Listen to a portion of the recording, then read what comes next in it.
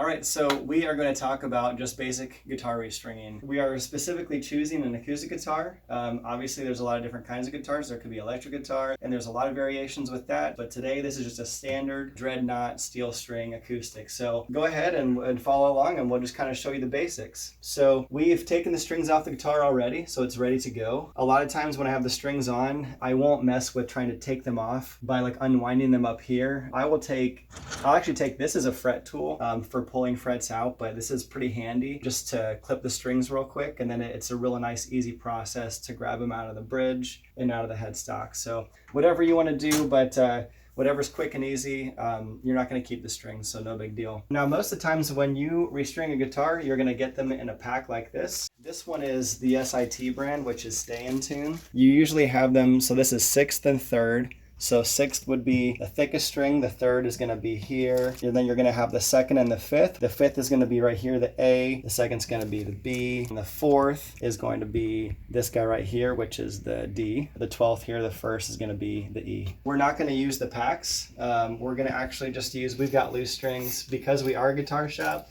we keep ours in bulk over here, so we've got acoustic, electric, and bass strings. It just keeps it really simple. We're gonna go ahead and start with the E string. And first you wanna start by taking out the end pin, and you wanna properly seat it. So when you go in here, you're gonna just push it through there. These little white pieces, these are the bridge pins. If you're not familiar with these, they're all gonna have a groove there, and that's where you wanna get the string seated. And once you kind of feel it nice and snug, you're good to go. And I'm going to use a little one of these guys here. This is just like kind of like the big clipper tools, but these are just for pulling the bridge pins out. I know a lot of the peg winders will have these, which is kind of handy. This will actually go right underneath the bridge pin and pull that out too. So really whatever you prefer. And so what I like to do is I'll actually get these all seated in place with the bridge pins before I start stringing. And you'll be able to feel it when it pops into place. If you don't pop it into place, the string could actually pop out as you're tuning it. We're gonna go ahead and start the stringing. And what I will mention too is up here on the headstock, I like to get these all pointed towards the neck, just so it's a lot easier when I'm slotting the strings when I'm stringing the guitar. And the other thing you want to check too, I just have like a variable wrench here. I like to tighten all these up here on the top of the headstock, and this just kind of keeps things from being loosey-goosey. If you don't do this, you'll notice it when you're stringing the guitar. These could kind of be wonky, so you just want it to be nice and tight. The other thing I notice here is the strings are, sorry, not the strings, but the pegs. These are a little loose too. There's actually a little screw on each of these. Sometimes they're Phillips, and sometimes they're more of just like the standard head. Just kind of make sure they're nice and tight. Give them a little tighten. Now, this is going to be really the most tricky part, the hardest part, but it's really not that hard at all. You're going to take this string here. You're going to go through the hole, which is already pointing towards the neck, and you're going to pull it through. And then what I do, now there's a lot of different ways people will approach this, but what I do is I'll do sort of like a straight hand at the 12th fret here. And then I'm going to, with the excess string, I'm going to put a little, just a little bend in the string there so it's nice and tight.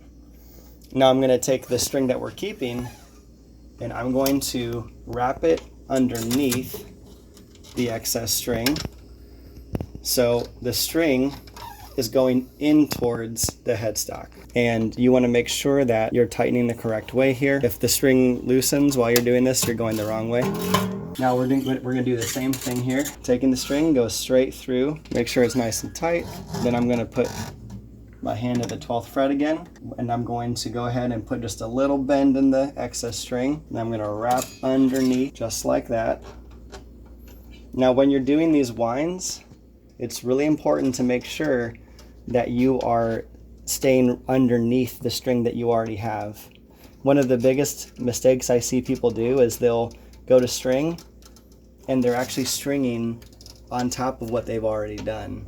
You want to make sure that you're going underneath the string, and the reason being is when you go to tighten the string when you're playing, this is going to keep it from slipping out of tune. It's actually going to keep it in tune better. I'm going to go ahead and get this through just like the others. I'm going to do the hand right at the 12th fret, bend this in. We're going to go around and underneath itself. Now I have this block that I have the acoustic on. This is a tool from StewMac.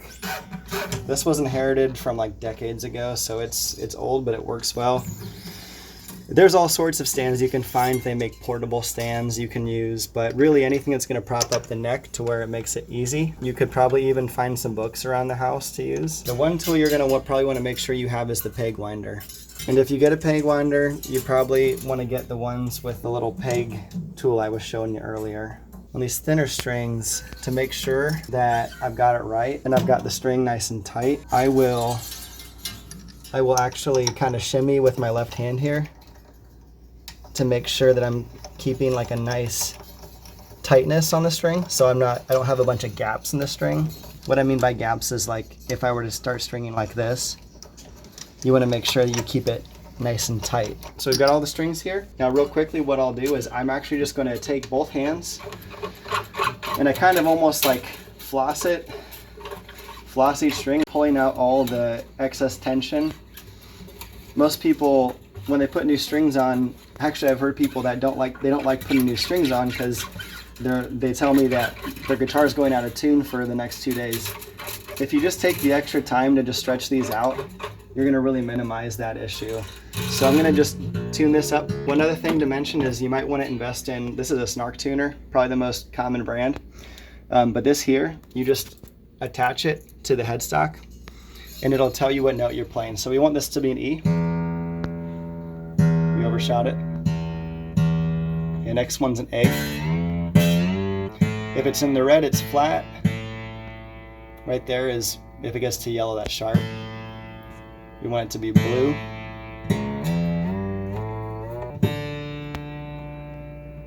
That's D. This one should be a G.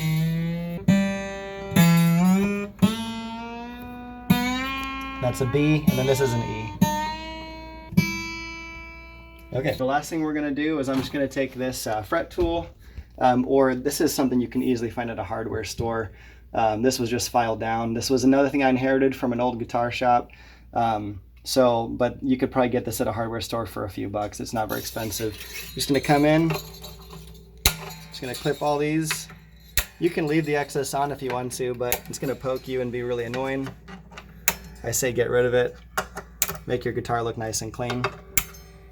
And right there you've got a tuned up guitar ready to go.